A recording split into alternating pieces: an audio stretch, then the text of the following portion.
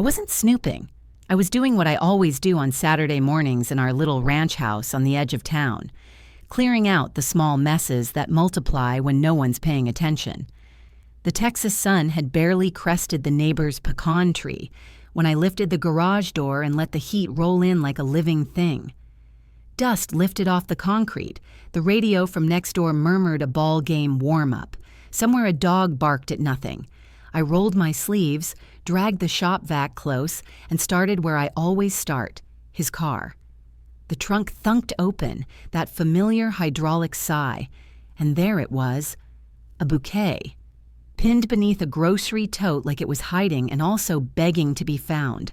Long-stemmed white roses wrapped in crisp paper, with that faint water-dark ring where the stems rested. A florist's sticker with a phone number from downtown. No card tucked in the sleeve. No ribbon with my name. Not even a sticky note with a sideways smile. Just the kind of bouquet you give when you've promised something you shouldn't have promised. I stood there so still I could hear the faint ticking of the cooling engine. My first thought wasn't even a thought. It was a sensation, like the floor under my bare feet had shifted half an inch. White roses, not my flower. He knows that. I'm peonies in May and sunflowers in August. He's teased me about it for years, called me farmer's market fancy. He'd never choose roses for me. Too formal, too apology forward. So not for me. Then who? A breeze pushed the paper wrap open, and that clean, cold scent hit me. Fresh cut, green, expensive. I reached for the little tuck where a card should live, slid my fingers along smooth paper, found nothing but air. The absence was an answer, not for me, not meant to be announced. I set the bouquet on the trunk lip and stared at it the way you stare at a problem you know the answer to but don't like the math. My phone vibrated on the workbench, junk notification, a sale at a store I don't shop at, and the normalcy of it made me angry. Angry at the way regular life keeps walking while yours trips. Through the cracked side door, I could see into the kitchen, the mug he left in the sink with coffee rings climbing its sides, the mail slouched on the counter, his jacket half on the chair because he never fully commits to hanging anything. The house, our life, looked exactly as it always does when he's getting ready for one of those errand mornings.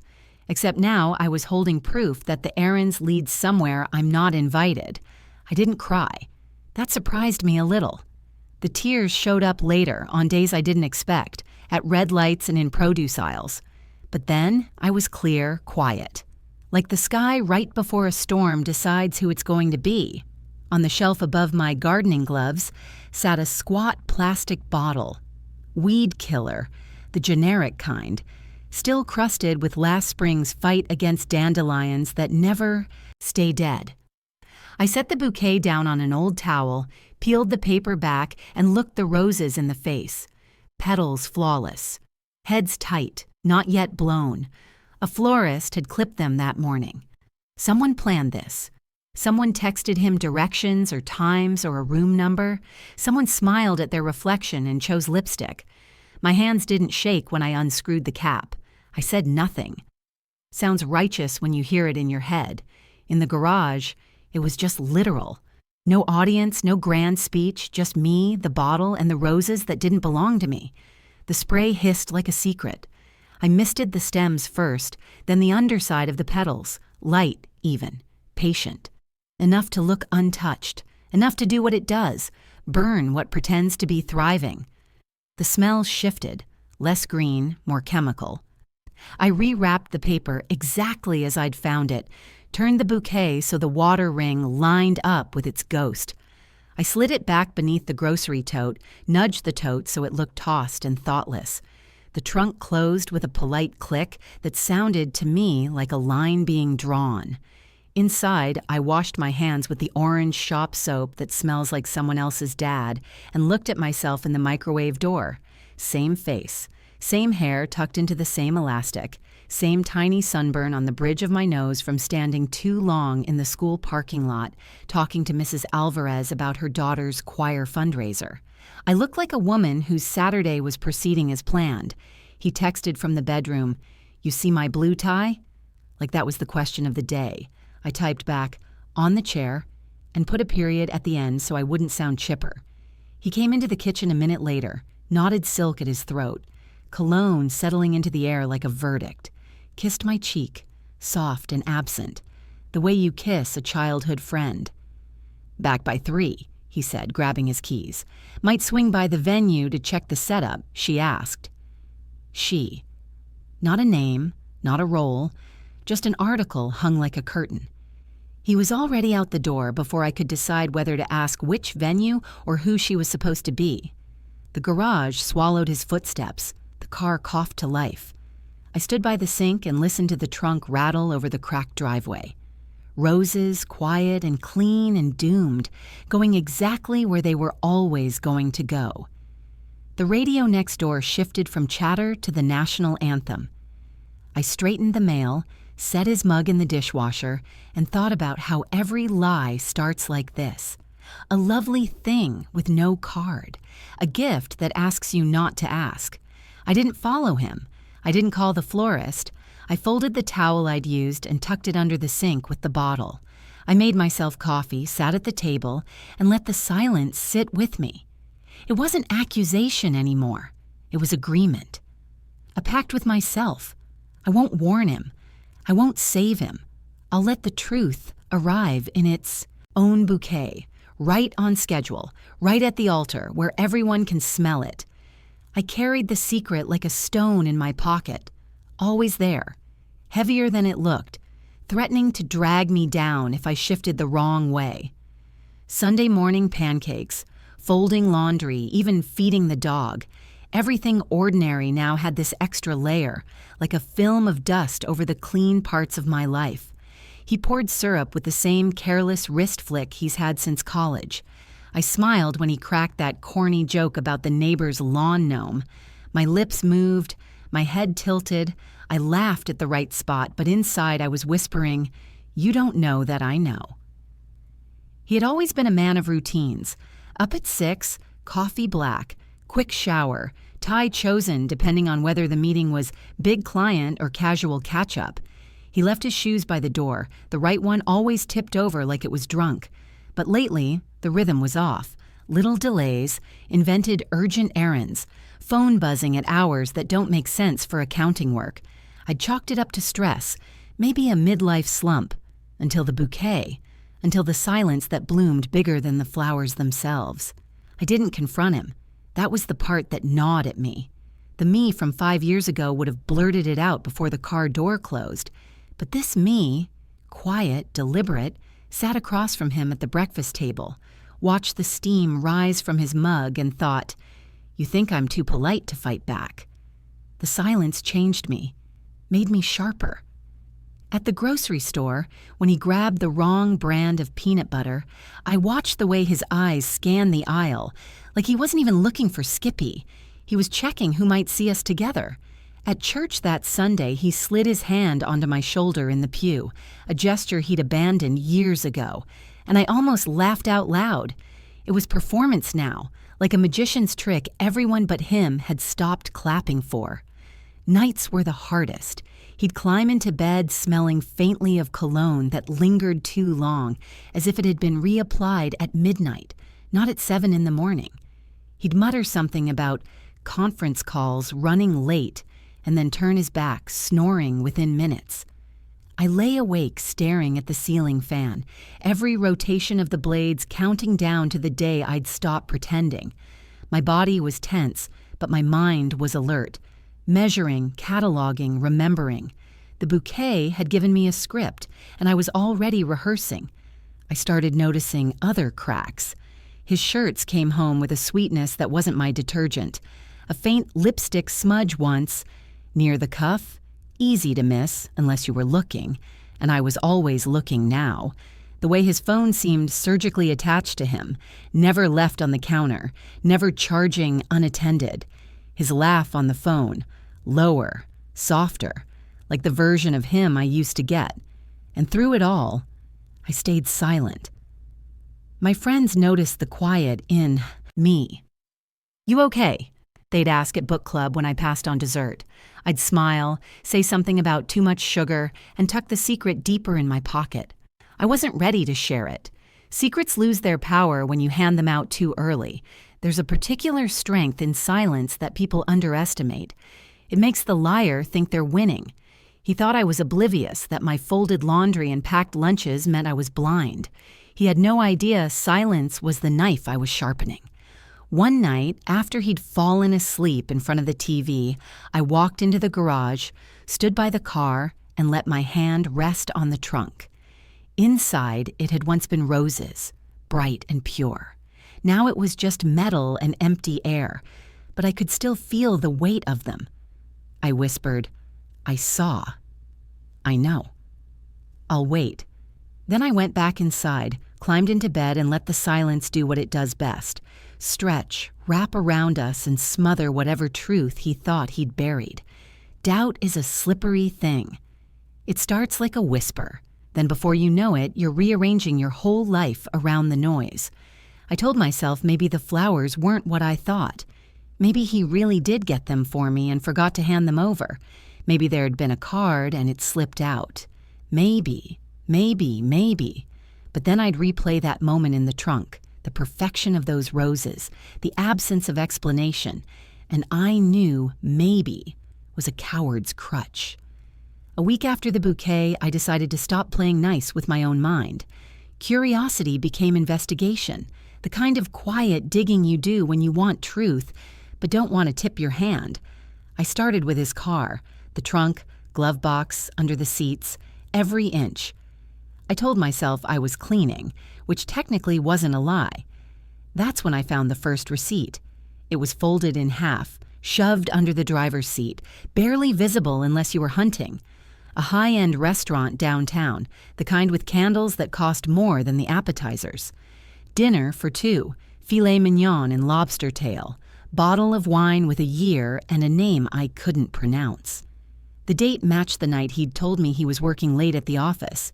My stomach dropped the way it does when an elevator misses a floor. I slipped the receipt into my pocket, careful not to leave a trace. Back inside, I laid it flat on the kitchen counter and just stared. 2 entrees. 2. Not a business dinner. He always paid with the company card for those. This was personal. This was deliberate. From that night on, the house became a stage. He played the role of tired partner, sighing as he dropped his keys, rubbing his temples, kissing my forehead like an afterthought. And I played the part of oblivious wife, asking how his clients were, whether the office was still swamped, all while filing away the little slips he didn't think I noticed. One evening, as I folded his laundry, I found a faint perfume clinging to his shirt. Not mine, not anything sold in our drugstore's dusty perfume aisle. This was expensive, heady, floral with a sharp edge. I held the fabric close, inhaling, letting the burn settle into my throat. Evidence doesn't always come on paper. Sometimes it comes on cotton. My hands shook, but not from sadness anymore. It was anger now. Anger at the hours I'd wasted believing his late nights. Anger at the bouquet with no card because the card wasn't missing. It was never meant for me. I began documenting. My phone's gallery, once filled with recipes and the dog sleeping in ridiculous positions, became a vault. Snapshots of receipts, timestamps of his unexplained absences, even photos of his shirts with their foreign perfumes. Each click of the camera was like stitching armor across my chest. But doubt doesn't die easy. It kept whispering, "What if you're wrong? What if there's an innocent explanation?" That whisper nearly got to me, until the hotel keycard. I found it in his gym bag, tucked in with a towel still damp from use. The logo stamped across the card was from a boutique hotel 30 minutes outside town, a place known more for its spa packages and romantic getaways than for conference rooms. I turned the card over in my hand, the magnetic stripe catching the light. No dates, no room number, just a physical fact that my husband had been somewhere he had no reason to be. I sat on the garage floor, the keycard balanced on my knee, and felt the silence break open inside me. No more whispers, no more maybes, proof, solid, undeniable. That night, he came home whistling, lighter on his feet than he'd been in weeks. He kissed the top of my head, asked if there was leftover casserole, and didn't notice the way I gripped the countertop to keep from hurling the keycard in his face.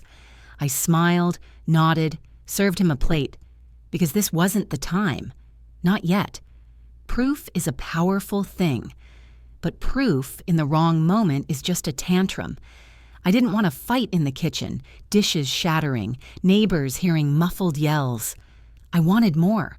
I wanted the kind of truth that explodes in front of everyone, where silence becomes spectacle, and the liar's mask slips without me lifting a finger.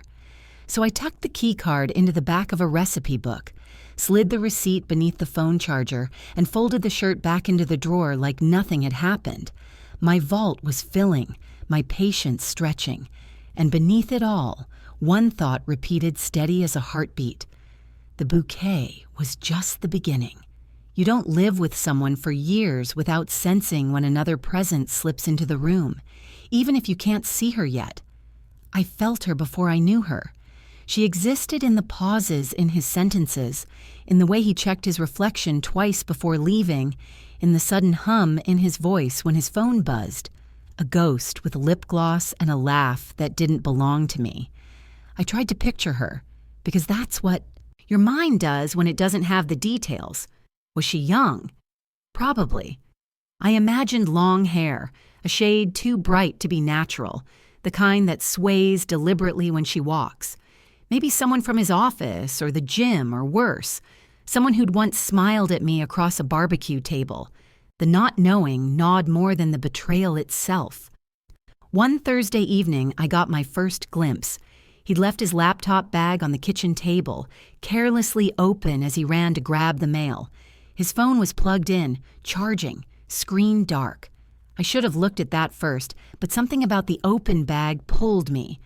I nudged it, pretending to straighten, and a small square of glossy paper slipped out. It was a photo booth strip, 4 frames. Him, with his arm around a woman whose face was half hidden in each shot, as if she'd been ducking or teasing.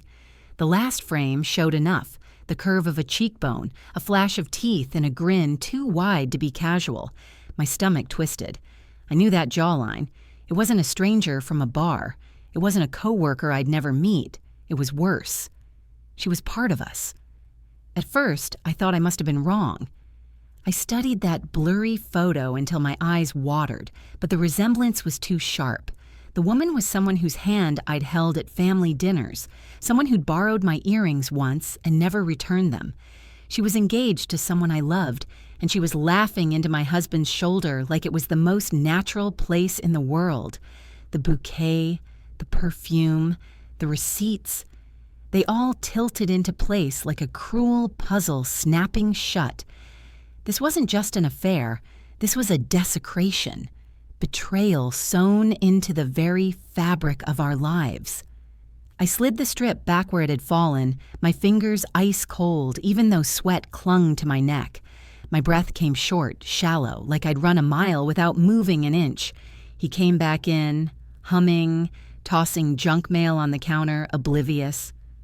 "Want to order pizza tonight?" he asked, kissing my temple, his lips lingering just a little too long. "Sure," I said, my voice even, my body steel. I'd seen enough. That night, lying in bed with the ceiling fan thumping above us, I thought of her face. I thought of how she'd looked at me across tables, calling me kind, calling me family. My rage burned hotter than his body beside me, and for the first time since the bouquet, I smiled into the dark. Because now I wasn't hunting shadows anymore. I had her silhouette. I had a name. And I knew exactly what corner of my life she'd chosen to crawl into. They thought the bouquet was a secret. They thought no card meant no trace. But I had the picture. I had the truth. And I had the patience of a woman who knows silence is the sharpest blade. Once I knew who she was, the air around me felt different, like breathing through smoke. Every room they'd ever both stood in replayed in my head, recolored with betrayal. Birthdays, holidays, dinner conversations I used to replay fondly now curdled. Her laughter too bright, his smile too easy. They thought they were clever, but the body remembers when something feels off. I had just been too willing to explain it away. The anger could have consumed me, but I knew better than to burn fast. I'd seen women explode too early, screams in kitchens, slammed doors, broken dishes, and all it ever got them was the label of hysterical. Number. I wasn't going to hand them that story. If they wanted to write me as the fool, I'd rewrite the ending myself. The bouquet in the trunk had been my first act, and it taught me something important. I could play their game without saying a word. They gave me silence. I returned it with poison disguised as kindness. And it worked. That spray of weed killer had shifted something inside me. My hands hadn't trembled. My mind hadn't faltered. I realized then that revenge, real revenge, is patience measured in teaspoons. So I began to plan. First, I started documenting everything with precision. Receipts filed in an envelope, photos tucked into a hidden album on my phone, even a little journal where I scribbled down dates, times, his excuses, and the discrepancies between them. I wrote like an accountant balancing a ledger, because that's what it was. Their lies stacked against my truth. Second, I studied them. I paid attention to how his tone changed when he said her name, how her eyes darted when she thought no one was looking. I noticed how often they just happened to step outside at the same time during family gatherings, or how quickly she excused herself to take a phone call when he was late arriving. They were rehearsing a play, and I was in the front row applauding silently. Third, I thought about timing. Confrontation in private would give them a chance to lie, to spin, to make me doubt myself again. No, I needed witnesses. I wanted the truth to shatter in a room full of people. And what better stage than the wedding aisle? They'd built their fantasy so confidently, so recklessly, that they'd left themselves exposed. All I had to do was wait until the audience was seated. But patience alone wouldn't be enough. I wanted something poetic, something that mirrored what they'd done to me, turned something beautiful into something rotten. That's when the bouquet came back to me. The memory of the spray bottle, the hiss of the weed killer on perfect petals. Flowers are supposed to symbolize love, beginnings, promises. For me, they now symbolize lies dressed up as gifts. If she wanted to walk down an aisle clutching proof of her love, then I would let her. Only that proof would carry my fingerprint, invisible and lethal in the quietest way. At night, while he slept, I rehearsed the steps in my head.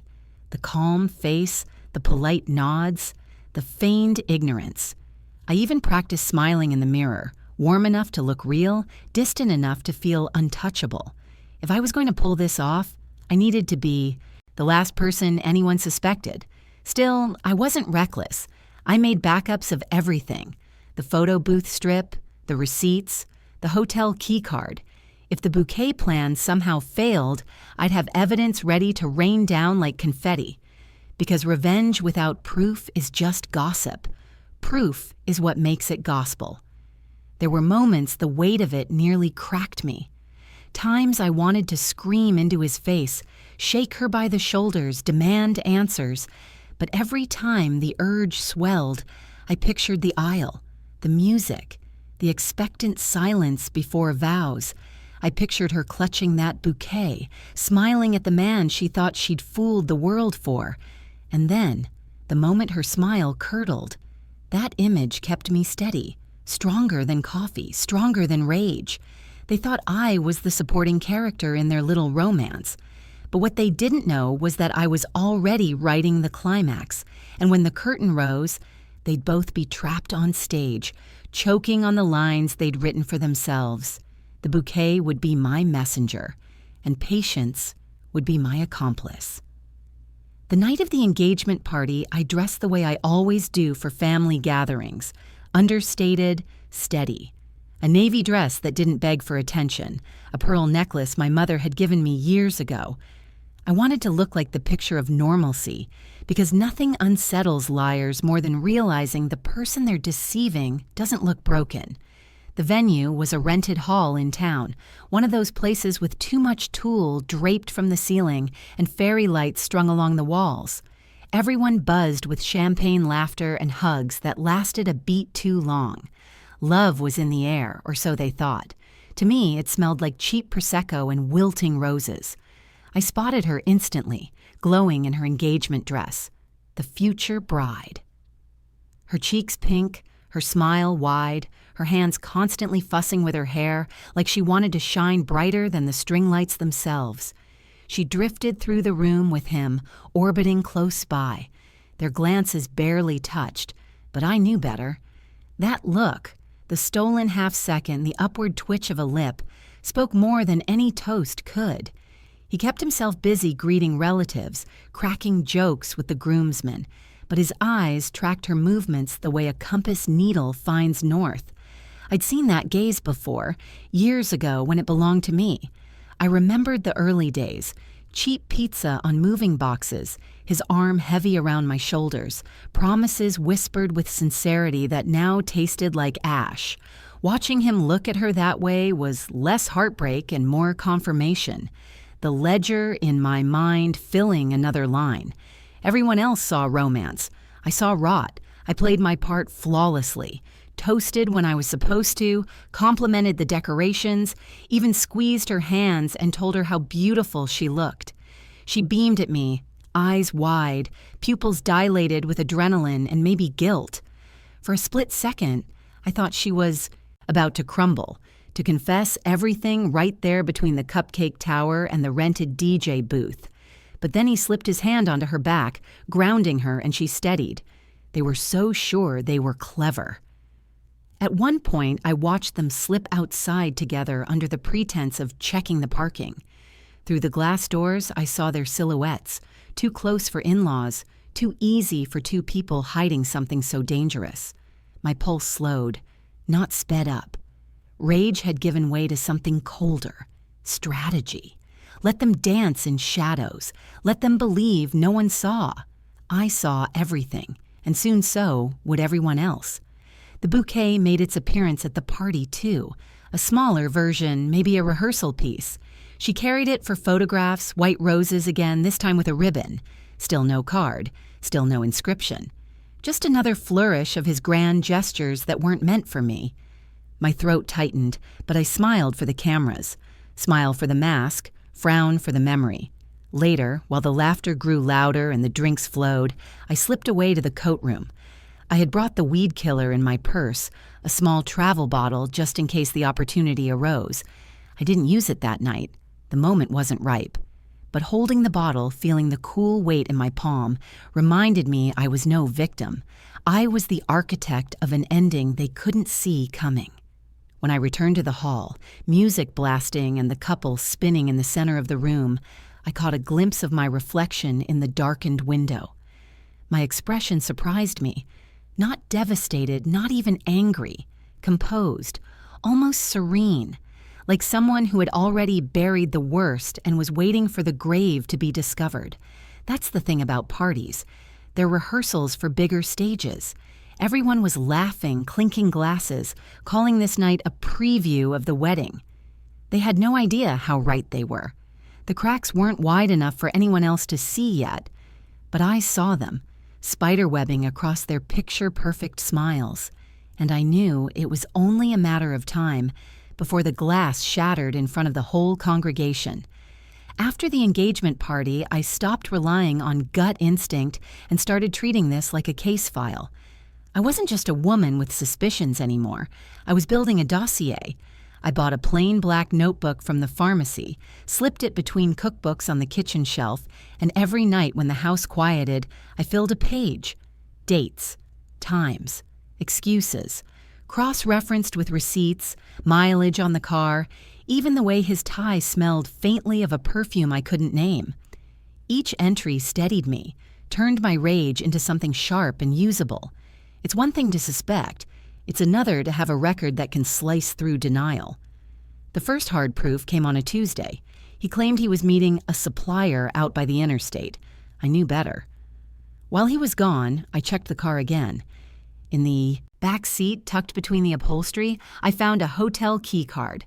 Different from the one I'd discovered weeks earlier, this one bore the logo of a chain notorious for romance packages. My fingers tightened around it until the plastic bent. I snapped a photo with my phone, then slid it back where I found it. If he noticed later, he never said. I started checking his phone when I could, though he guarded it like a secret diary. Once, while he showered, I managed to scroll through his recent calls. One number repeated itself, late nights, lunch hours, even once at dawn. I copied it down. The area code wasn't local. I searched it and it led back to a burner cell plan, disposable, convenient, proof in itself. But the most damning evidence came from a conversation I wasn't even meant to overhear. At a family dinner, I caught them in the hallway. The voices were low, but I'd spent enough nights listening through silence to recognize tones. Hers was hushed, urgent. His was reassuring. I pressed closer, heart hammering. "She doesn't suspect a thing," she whispered. He chuckled, the same chuckle he used to use on me when I doubted myself. "Relax. She's too busy playing house. Just a few more weeks." The fork in my hand nearly bent. Too busy playing house. 40 years of cooking, cleaning, loving, forgiving. And to him, I was background noise. I recorded everything after that. Bought a small audio recorder, the kind journalists use, and tucked it in my purse. Every time I felt something off, I clicked it on. Eventually, I had hours of conversations between them, snippets caught at family gatherings, muffled whispers in hallways, even a giggle that still makes my skin crawl. Piece by piece, my vault filled, photos of receipts, hotel keycards, call logs, audio clips. I even saved screenshots from social media. Tiny clues they didn't think mattered, like her liking every photo he posted within minutes. To anyone else, harmless. To me, a breadcrumb trail. There were nights I sat at the kitchen table. Everything spread before me, receipts, cards, notes. It looked like evidence in a courtroom, and maybe that's what I wanted it to be. My hands didn't shake anymore. My anger had cooled into something harder, a diamond forged under betrayal.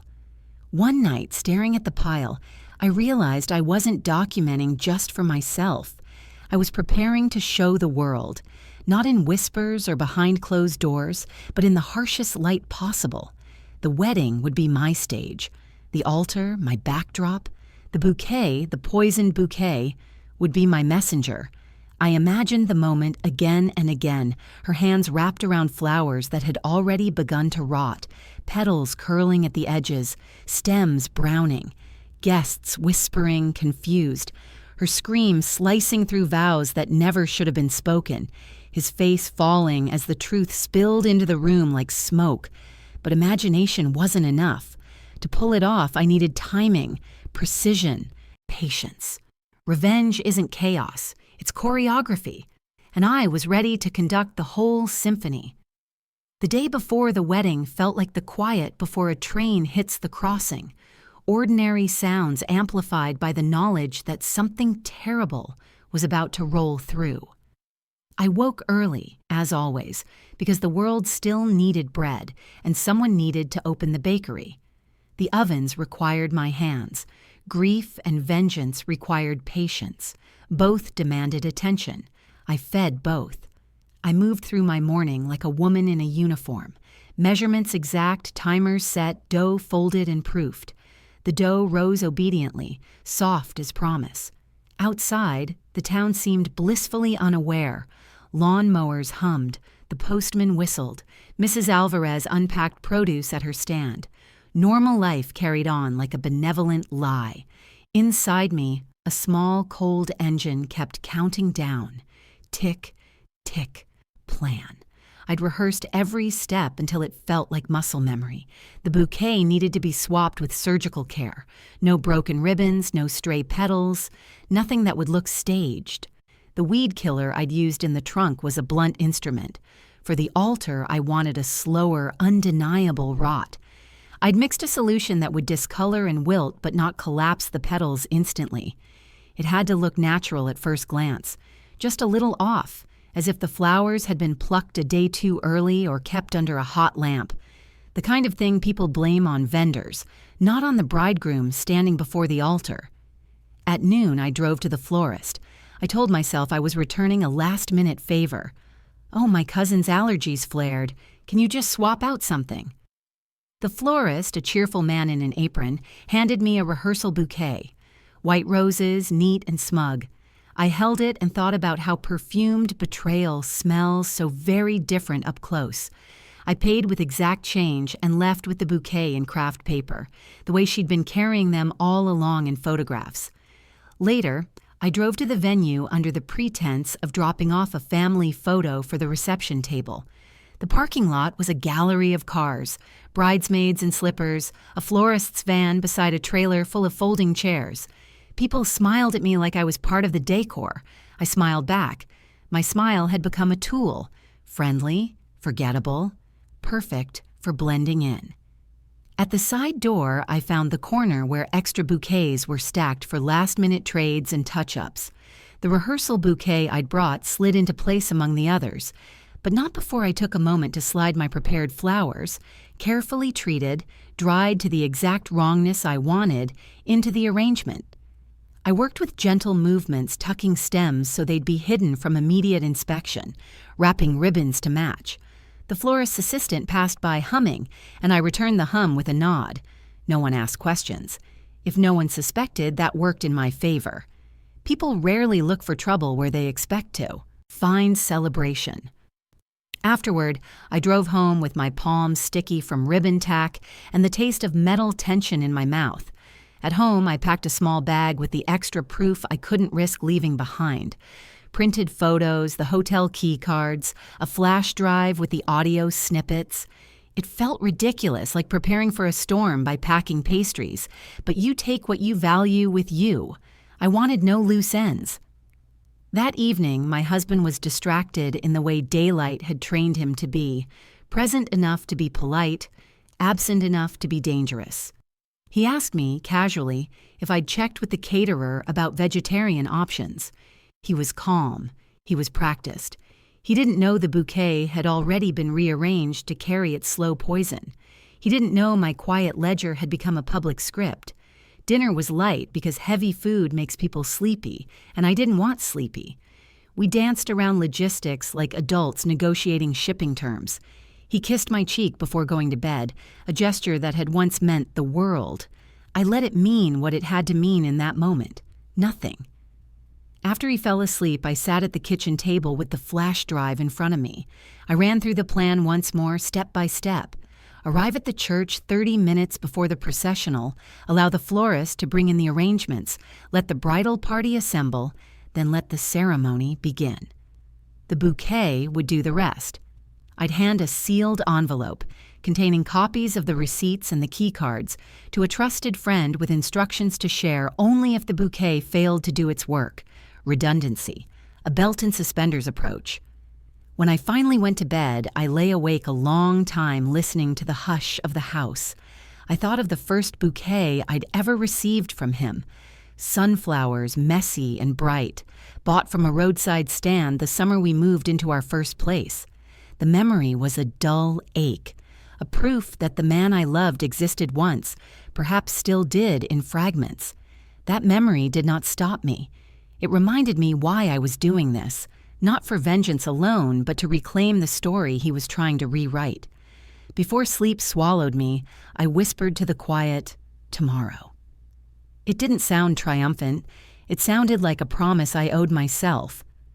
Morning broke too bright, like the sun didn't understand the weight of the day. The whole town buzzed. Cars decorated with ribbons, cousins tumbling out of rented vans, little girls in dresses skipping ahead of their mothers. To everyone else, this was the beginning of something sacred. To me, it was the countdown to an ending. I dressed deliberately, nothing that would draw attention. A pale blouse, a skirt that fell just past my knees, a pair of low heels that wouldn't echo too loudly on the church tile. Neutral colors, neutral face. I wasn't there to steal the scene. I was there to let the scene collapse on its own. The church smelled like lilies and wax. White bows lined the pews, sunlight fractured through stained glass, painting the carpet in fragments of jewel tones. People whispered in anticipation, that particular blend of reverence and gossip weddings bring. I sat near the aisle, close enough to see every detail, far enough not to be a suspect in my own play. The music started soft. Violins, a practiced melody. The groom stood at the front, posture stiff, his tie a little too tight, his smile a little too polished. My chest didn't ache anymore when I looked at him. It was like staring at a stranger who happened to know my secrets. Then she appeared, the bride, the woman I used to trust, the one who had smiled across dinner tables and clinked glasses with me. She stepped into the aisle, veil trailing, makeup glowing under the soft light, and in her hands, the bouquet. It looked flawless from a distance, white roses arranged in perfect symmetry, stems wrapped in satin ribbon. But I knew what the satin was hiding. Stems thirsty with poison, petals carrying the quiet signature of weed killer. I could almost see the edges already beginning to curl, a faint discoloration creeping like a rumor. The congregation turned to admire her, phones lifted, smiles stretched. I sat still, my heart a slow drumbeat, not racing but steady. This wasn't adrenaline anymore, this was inevitability. She walked slowly, deliberately, her smile trembling the way bride smiles do when nerves meet joy. I wondered if her hands itched, if she felt something foreign against her skin. She gripped tighter, adjusting the bouquet mid-step, completely unaware that she was clutching her own undoing. Each step echoed louder than it should have. The aisle stretched long, like time itself was drawing this moment out, savoring it. People craned their necks, some dabbing eyes with tissues, others whispering admiration. My lips curled into the faintest smile. Not joy, not malice, just the satisfaction of seeing a lie walk itself into the open. When she reached the altar, the bouquet tilted forward in her hands. I caught a glimpse of the underside, stems already browning, petals sagging at their tips. The priest opened his book, the audience hushed, and the air grew thick. The first vow began, words about love, trust, forever. They floated above us like fragile balloons, easy to pop. I focused on her bouquet. The discoloration spread fast now, one petal curling, then another, as if the truth couldn't wait to burst through satin in ceremony. And then, it happened. A single blackened petal fell, drifting onto her white dress. She looked down, startled, her smile faltering. Another petal, wilted and brown, dropped onto the floor. Gasps rippled through the pews. The bride froze, her lips parting in confusion. The bouquet began to sag in her hands, the flowers collapsing, stems softening like overcooked vegetables. She stared, wide-eyed, as her perfect roses withered in real time, betraying her the way she had betrayed me. A scream tore out of her throat, sharp, piercing, raw. Not the dainty cry of a startled woman, but the howl of someone watching her facade crumble in front of everyone she wanted to impress. The congregation erupted, murmurs, gasps, people leaning forward to see. The groom stepped toward her, panic flashing across his face, but the damage was already done. Everyone had seen it, the beautiful bouquet unraveling into rot, the bride clutching it like a curse. I sat still, hands folded in my lap, expression calm. The silence I'd carried all these weeks bloomed inside me, louder than her scream. The wedding had begun, yes, but it was already over. For a heartbeat, the church froze.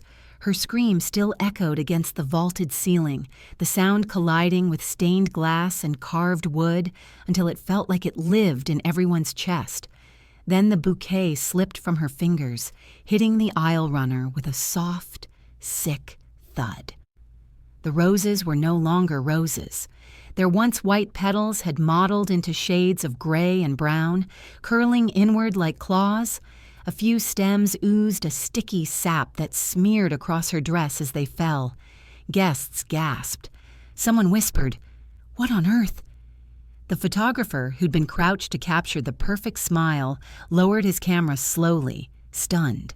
The bride clutched her hands to her chest, her gloves stained with streaks of wilt. Her eyes darted from the bouquet to the groom, her face a mask of horror, as though he were the one who had placed the rot in her hands. He lunged forward, trying to steady her, to whisper something soothing, but his voice cracked. I don't know what happened," he stammered, loud enough for the first few pews to hear. And that's when the murmurs began. Whisper chains slithering through the congregation. "Looks poisoned. Omen. She's cursed." Who would... Eyes started shifting, at the groom, at her, even at me. But I sat serene, lips pressed into the faintest curve, the way you smile at a sermon you've heard 100 times before. The priest fumbled with his book, his solemn words derailed. We should... perhaps... His voice died under the rising chatter. The bride bent, almost against her will, and picked up one of the fallen roses. The stem bent limp in her hand, petals collapsing into pulp. A dark smear streaked her palm. She shrieked again, tossing it away as though it burned. Her bridesmaids rushed to her side, but none dared touch the bouquet scattered across the floor. And then, as if timed by fate, a child's voice rang out from the back, clear, unfiltered, cruel in its innocence. Why are her flowers dead? The entire church turned toward the aisle again. The bride was trembling, her veil quivering like it might collapse under the weight of her fear. The groom tried to gather her hands in his, but she ripped them away, sobbing. "What did you do?" she spat, forgetting her audience, forgetting the ceremony. "What did you do?" Gasps. A few people rose from their seats, unsure whether to leave or linger. The air smelled of wilted greens, sharp and chemical, clashing with the candle wax and perfume. The groom shook his head violently, face red, sweat breaking along his temples. "It wasn't me. I swear, it wasn't." But the look in her eyes told the truth. She didn't believe him. She knew him too well, and deep down, everyone watching knew something darker was at play. A wedding is supposed to be seamless. Any flaw exposes the whole production. This wasn't a flaw. This was sabotage, and the rot on the roses clung to them both like a confession. The priest tried again to call for calm, raising his hands, but his words were drowned by the bride's sobs, the groom's frantic denials, and the audience's rising tide of speculation. A bridesmaid fainted. Someone else laughed nervously, the sound jagged against the chaos. I stayed seated, perfectly still, a stone in a river. Around me the water rushed, voices tumbling over one another. But inside me, everything was quiet. The silence I'd carried all those weeks bloomed into a full, intoxicating calm, because the truth wasn't just whispered anymore. It was screaming, and this was only the beginning. The church had dissolved into a storm of whispers and gasps, every pew buzzing like a hive disturbed. The bride stood trembling, her hands blotched with stains from the rotting bouquet. The groom tried to pull her close, but she jerked away, her voice breaking like glass. "Don't touch me. You knew." Her words, sharp as broken bone, shot across the room. The crowd leaned in as though they'd paid admission to watch the collapse of a fairy tale. He shook his head, frantic. "No, baby, I swear." But baby hung in the air too long, too familiar, too practiced. And that's when the murmurs changed tone, shocked pity melting into suspicion. I felt it was time. Weeks of silence had sharpened me for this moment. I slid my purse from under the pew, hands steady, and drew out the plain manila envelope I had prepared. My vault of proof had lived inside it. Receipts, hotel keycards, photo booth strip, even screenshots of those burner phone calls. Evidence wasn't a whisper anymore. It was paper and ink, undeniable. I rose, not with a dramatic flourish, but with the quiet inevitability of a tide. The hush spread as people noticed me moving down the aisle. Envelope pressed to my chest. I didn't look at him. I didn't look at her. I looked at the priest first, placing the envelope gently in his hands. "Before we continue," I said, my voice steady, "everyone should see the truth." Gasps. A few heads turned, some toward me, some toward the groom, most swiveling back to the bride, whose face had gone ashen. The priest hesitated, confusion clouding his features. He opened the envelope, his brows knitting as he scanned the documents. His lips parted, then pressed shut again, as if unsure whether to speak. But the guests closer to the front caught glimpses. Hotel logos, dates, grainy photos of hands entwined across candlelit tables. And once one person saw, whispers spread like wildfire. "It's him." With her? My God, the bride. The bride snatched a paper from the priest's trembling hands. Her eyes devoured the receipt, the photo strip, the key card.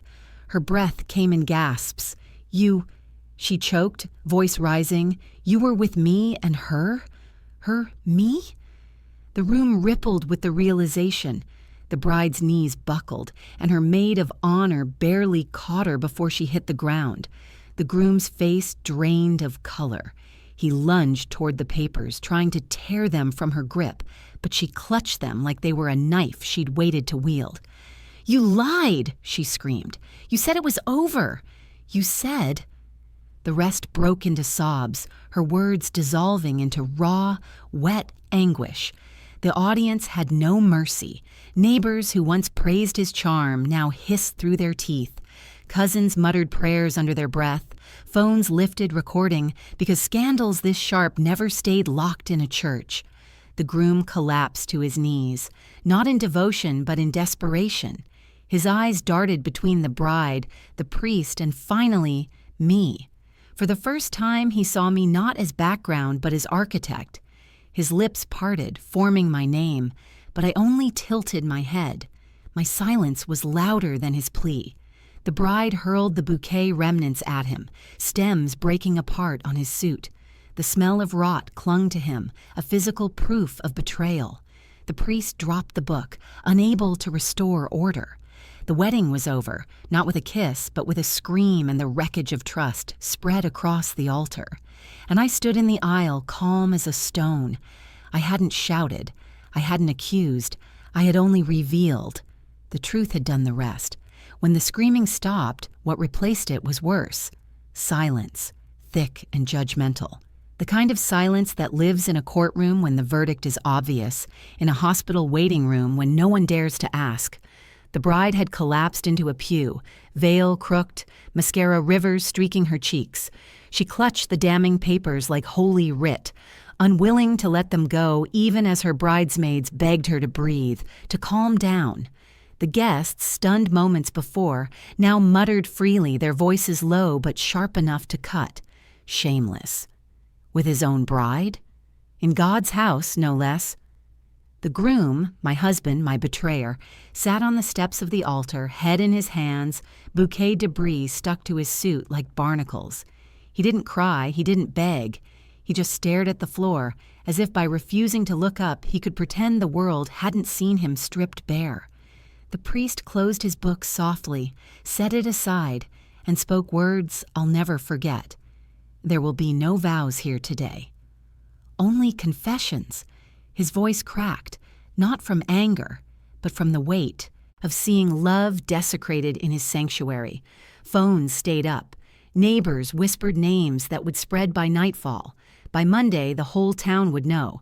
By Tuesday, strangers 3 towns over would. That was fine. Let their shame travel. Mine had already been buried. I didn't linger at the aisle. I turned, walked back down the long stretch of carpet, and felt the eyes on me. Not pity this time, not sympathy. Something else. Recognition. People saw not a humiliated wife, but a woman who had carried silence like a blade and cut cleanly when it mattered. Outside, the autumn air hit cool against my skin. The sky was unnervingly blue, birds wheeling high above, utterly indifferent. I sat on the stone steps for a moment, hands folded in my lap, and let myself breathe. For weeks I had held my lungs tight around secrets. Now each breath felt deeper, fuller. He followed minutes later, shoulders sagging, his tie askew. He stopped a few feet away. "Why?" he rasped. I looked at him then, really looked. At the man I once believed was my anchor, at the lines etched by years we'd lived side by side, at the hollowness behind his eyes now, the desperate need for me to shoulder his shame. "Because you taught me silence," I said, my voice quiet but unshakable, "and silence was the sharpest weapon you gave me." I didn't wait for a reply. I walked past him, down the church steps, across the parking lot, and into the waiting arms of my own life. The weeks that followed moved strangely. Papers signed, lawyers called, whispers turned into headlines of small-town gossip. The bakery stayed open. My son, quiet, steady, stood beside me at the counter helping carry boxes and taking orders. Customers came not just for bread, but for a glimpse of the woman who had dared to make betrayal kneel in public. I wasn't proud. Pride wasn't the right word.